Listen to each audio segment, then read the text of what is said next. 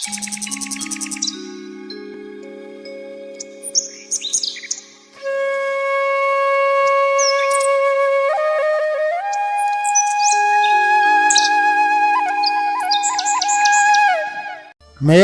समकोटि सत जोधा रहे उठाई, जगदाधार शेष की में उठे चले खिसियाई। जय सिया राम मित्रों, कलयुग के समस्त पापों का विनाश करने वाली श्री रामायण कथा के 6वें सोपान लंका कांड का ये 5वां एपिसोड प्रस्तुत है। लक्ष्मण ने मेघनाद को सामने से भागते देखकर राक्षस सेना का संहार आरंभ कर दिया। अब राक्षस सेनापति अतिकाय लक्ष्मण से युद्ध कर रहा था, परंतु वह लक्ष्मण के बाणों से बुरी तरह बिंध चुका था। अंततः लक्ष्मण ने उसका सिर काटकर गिरा दिया तो राक्षसों में भगदड़ मच गई। मेघनाद उधर आकर्षित हुआ। अब वह लक्ष्मण के हाथों सेना का संहार होते देख रहा था। अतः अब उसने युद्ध में वर्जित वीरगातिनी नाम की शक्ति का छल से प्रयोग करने का दृढ़ निश्चय कर लिया। कठोर तपस्या से प्राप्त वह शक्ति अमोघ थी और उसका प्रयोग उसे केवल तब करने की अनुमति थी जब उसके अपने प्राणों पर बन आई हो। यद्यपि अभी उसके सामने ऐसी स्थिति नहीं आई थी, परंतु उसे नियमों से क्या लेना, परिणाम उसके अनुकूल होना चाहिए। मेघनाद ने पहले तो धूम्रास्त्र चलाकर चारों ओर धुआं धुआं फैला दिया, जिससे कोई उसके कुकृत्य को देख न सके, और फिर वीरगातिनी शक्ति का आह्वान कर उसका संधान किया। वह जानता था कि लक्ष्मण धूम्रास्त्र को छिन्न भिन्न कर देगा और तभी वह उसका लाभ उठाएगा। लक्ष्मण ने धूम्रास्त्र की माया को काट दिया और वातावरण शीघ्र ही धुआं रहित हो गया। इसी क्षण छली मेघनाद ने वीरगातिनी का प्रयोग कर दिया, जो तड़ित की भांति लक्ष्मण के सीने से टकराई और लक्ष्मण गिर पड़े। यह देखकर वानर दल स्तब्ध रह गया। मेघनाद अपने स्थल पर प्रसन्न था। उसका प्रण पूरा हो गया था। वह रथ से उतरकर आया और लक्ष्मण के मृत प्राय शरीर को उठाकर ले जाने का प्रयास करने लगा। वह लक्ष्मण के शरीर को अपने पिता के सामने ले जाने का इच्छुक था, परंतु लक्ष्मण तो उससे हिले भी नहीं। भूमि के आधार शेष जी को कौन भूमि से छुड़ा सकता है, उस पर भी मेघनाद जैसा कुटिल राक्षस। उसके 1000 योद्धा मिलकर भी ऐसा नहीं कर सके तो वह खींचकर वहां से चला गया। लक्ष्मण प्राणविहीन से रणभूमि में पड़े थे। हनुमान ने यह सुना तो सन्न रह गए और दौड़कर उनके पास आ गए। हनुमान व्याकुल हो गए, ऐसी अनहोनी कैसे हो गई। उन्होंने लक्ष्मण को भुजाओं में उठा लिया और व्यथित होते हुए शिविर में ले आए। प्रभु श्री राम के सामने जाकर उन्होंने लक्ष्मण को लिटा दिया और स्वयं रोने लगे। श्री राम व्याकुल हो उठे और लक्ष्मण से लिपट गए। अनुज लक्ष्मण, भैया तुम्हें क्या हो गया? तुम इस प्रकार संज्ञा शून्य होकर भूमि पर क्यों लेटे हो? अपने भाई का अपना मधुर स्वर सुनाओ भैया। लक्ष्मण कुछ नहीं बोले तो प्रभु रोने लगे। हे हनुमान, प्रिय लक्ष्मण को क्या हुआ? तुम्हारे होते हुए भी लक्ष्मण की ऐसी दशा कैसे हो गई? मुझे कुछ तो बताओ। विभीषण ने प्रभु को बताया, हे प्रभु, यह तो वीरगातिनी शक्ति का प्रहार है। हनुमत, क्या लक्ष्मण जी ने मेघनाद को इतना पीड़ित कर दिया था कि उसके प्राण संकट में आ गए थे? यह अमोघ शक्ति है, परंतु इसका प्रयोग तो विरुद्ध परिस्थिति में ही किया जा सकता है। हनुमान ने बताया, मेघनाद ने छल किया है। वह लक्ष्मण जी के सामने से भाग गया था और मुझसे युद्ध कर रहा था। विभीषण समझ गए थे कि उस दुष्ट ने कुटिलता की है। बोले, प्रभु, उसने शक्ति प्रयोग का नियम भंग किया है, अतः उसे इसका वैसा फल न मिलेगा जिस इच्छा से उसने इसे चलाया था। लंका में सुसेन नाम का वैद्य है, जो यदि उपचार करे तो आशा है कि लक्ष्मण जी के प्राण बच जाए। श्री राम ने व्याकुल होकर हनुमान की ओर देखा। लंका से वैद्य को लाना विकट काम है। रावण का वैद्य रावण के शत्रु का उपचार क्यों करने लगा? असंभव सा कार्य लगता है। हनुमान ही असंभव को संभव बना सकते हैं। हे हनुमत, मेरे अनुज लक्ष्मण के प्राण संकट में है। हे पवन कुमार, तुमने मेरा सदा हित किया है, तुमसे ही मुझे बड़ी आशा है। अतः हे तात, अनुज लक्ष्मण के प्राण बचाने का उपाय करो। यह कार्य तुम ही कर सकते हो। हनुमान तो आदेश का तत्क्षण पालन करने के लिए उद्यत हो गए। प्रभु की आज्ञा उनके लिए परमादेश है। उनका तो जन्म ही श्री रघुवीर की सेवा के लिए हुआ है। उस पर भी प्रभु का विश्वास ऐसा उत्साहित करता था कि हृदय उल्लसित हो जाता था। अंधेरा हो चला था और हनुमान लंका की ओर बढ़े जा रहे थे। इन दिनों लंका की बाह्य सुरक्षा बढ़ा दी गई थी, परंतु हनुमान के लिए वह कोई बाधा न थी। समूची लंका प्रकाशवान थी, वहां उत्सव हो रहे थे। मेघनाद ने आधा युद्ध तो जीत ही लिया था। गुप्तचरों ने रावण को बताया था कि रामा दल में उदासी फैली हुई है और राम रो रहा था। रावण को इससे अधिक प्रसन्नता किस बात से हो सकती थी कि शत्रु रो रहा था। इसलिए उसने विजयोत्सव मनाया। राक्षसों के उत्सव में मदिरा पान की अनिश्चित छूट मिलती है और राक्षस निश्चिंत हो जाते हैं। हनुमान को लंका प्रवेश में कोई बाधा न हुई और वे सुषेण वैद्य के घर पहुंच गए। विभीषण ने उसके घर की पहचान ठीक तरह से बताई थी। हनुमान ने देखा कि वैद्य अपने दवाखाने में सो रहा था तो उन्होंने उसे पलंग सहित ही उठा लिया और उसी दशा में लंका से ले आए। विभीषण ने उसे जगाया तो वह हड़बड़ाकर उठा और अपने चारों ओर देखने लगा कि अपने घर से वह कहाँ आ गया था। सुषेण वैद्य ने विभीषण को देखा और प्रणाम किया। महाराज, विभीषण को देखकर वह जान गया था कि वह कहाँ आ गया है। उसने श्री रामचंद्र को प्रणाम किया तो प्रभु ने उसे आशीर्वाद दिया। श्री राम ने उससे विनय की, हे वैद्यराज, आज के धर्म युद्ध में रावण के पुत्र मेघनाद ने छल करके अमोघ शक्ति चलाकर मेरे अनुज को संज्ञा शून्य कर दिया है। महाराज, विभीषण ने आपके विषय में बताया था। हे सबका रोग निदान करने वाले, यदि आपको किसी प्रकार भी अपना अहित लगे तो मैं कदापि आपसे आपकी इच्छा के विरुद्ध सहायता नहीं लूँगा, परंतु यदि आप अपने वैद्यक कर्म के कर्तव्य को समझते हैं तो अनुज लक्ष्मण का उपचार करके मुझे अपना ऋणी बनाएं। सुषेण वृद्ध, अनुभवी और अपना कर्तव्य जानने वाला वैद्य था।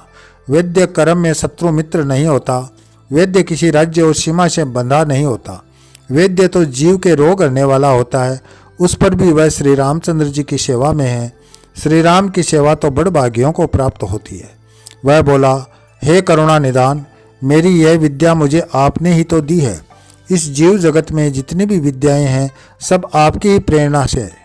मैं अपने प्रारब्ध कर्मों से लंकावासी हूँ, यह मेरा दुर्भाग्य है, परंतु आपने आज मुझे भाग्यवान कर दिया। मेरे सब दोष दूर हो गए जो मैं आपके शुभ दर्शन कर सका। हे प्रभु, उत्तर में हिमालय शेष श्रृंखला में द्रोणागिरी पर्वत है।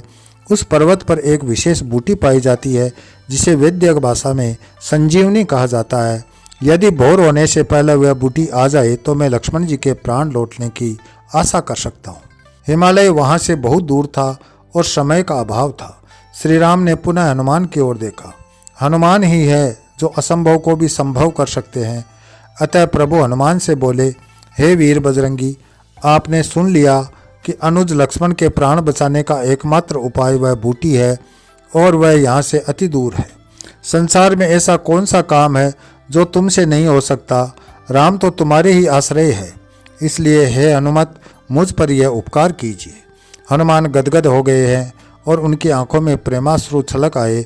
प्रभु श्री राम उनका मान बढ़ाने के लिए ही तो ये लीला कर रहे थे। समय का अभाव है तो अधिक कुछ कहकर समय व्यर्थ नहीं करना। अतः सबको सिर नवाकर हनुमान प्रभु कार्य के लिए चल दिए।